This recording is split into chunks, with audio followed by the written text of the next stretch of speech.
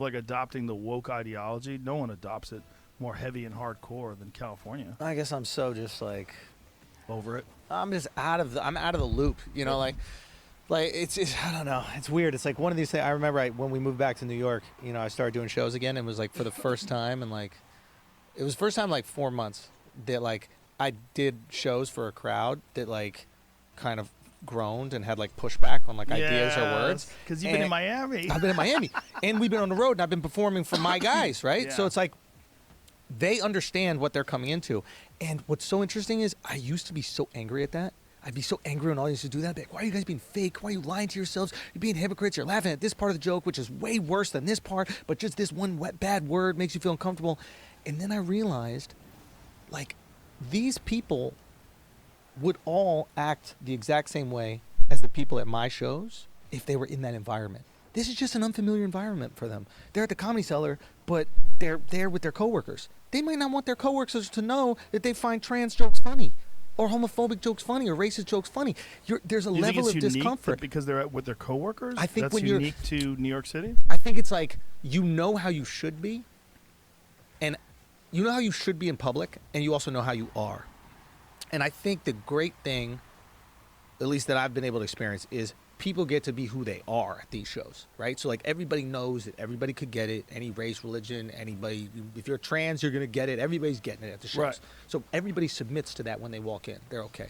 But when you're at the random show with people that they don't even know in the lineup, you know, everybody's doing 15-minute spots, you don't know what behavior you should have. So you go in there going, okay, I got to be appropriate like I'm appropriate at work. And it's up to us to either make the jokes funny enough so that they can kind of let loose a little bit. And that is on us. I'll take that. But also create a culture at the club where the club is like, hey, you're allowed to laugh. It's okay to laugh. It's okay. Because I guarantee every one of those people, if they came to one of my shows, would just fall in line. They just fall right the fuck in line. Because they would be there with your fans. They would be there, and they'd and see people like would understand it. Exactly. Yeah, but But that's the one good thing about having your own show, where people know what to expect. But it's also the one good thing about being in a place like the Cellar or the Store, where you're dealing with 15 in a night, where you can't get away with that. Yep. And so you need the balance. You need to figure out how to finesse people that might not agree with your ideas. 100%. And it allows you to like structure your jokes in a way where you make them more palatable with the same ideas and the same jokes, but you figure out a way to ease them in better. Yeah, that's the game. Yeah, that's the game. That is the game. I guess one of like the benefits of having some visibility, or people know about me and they know about you, like they understand your perspective, is like there's an expectation when you walk on stage. Like I used to always be jealous of comics that like looked a certain way when they walked on stage, and they could just acknowledge funny. it. Yeah. And Yeah. it's like everybody's thinking the same thing. You walk on stage, satisfied, go. And I hated the first few minutes. Because nobody knows the fuck I am when I walk on stage. Right. Every Jewish person thinks I'm Jewish. Every Italian thinks I'm Italian. Right. Half the people are like, why does he kind of talk? Like he's using like slang words and shit like that. Right. Like, but nobody knows. Right. So it would like a few minutes. I have to really hit him with a fucking haymaker where they're like, okay, he's funny. I'll get on board. Right. And it's nice now to be at the point where it's like, okay, can we just tell some fucking jokes? Yeah. I don't want to prove myself to you. I don't. That's not the ego thing that I get off on. I get off on us all coming together and having some fun on some fucked up shit. Right. Right? I guess there's some people who they really like proving the crowd wrong. And it's like, buddy, you're going to get to a point in your career where the crowd is going to like you. Yeah. It's not win over.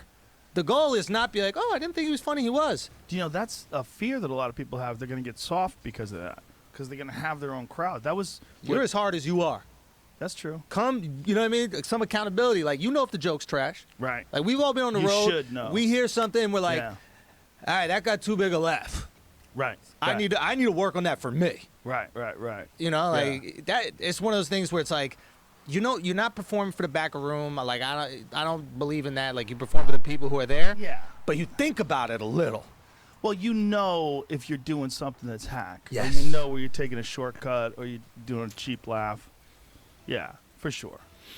But I think you need to do all kinds of different places. Yeah. And I think like doing those store type shows or Cellar type shows where they're not there to see you. They're there to see everybody. Pop in. Yeah. Pop in. See the 15 crowd. different fucking comics on the lineup, and who's to say what percentage are there to see Andrew Schultz? Yeah. There might be like 10 of them. Yeah. There might be 20 to see this guy, 5 to see this guy. You know what? You don't know. So those shows are like a good part of your like. It's like if you're a cross trainer, like if you're a fighter and you're training for your sport, you're not just sparring. Yeah. You know, you got to do some road work. Yep. You got to lift a little weights. Yep. You got to do some hard cardio, some Yep. wind sprints. Yeah. That's like, you know what's the best, really? One of the best things ever is those weird fucking shows where there's like 20 people in the audience. Yeah.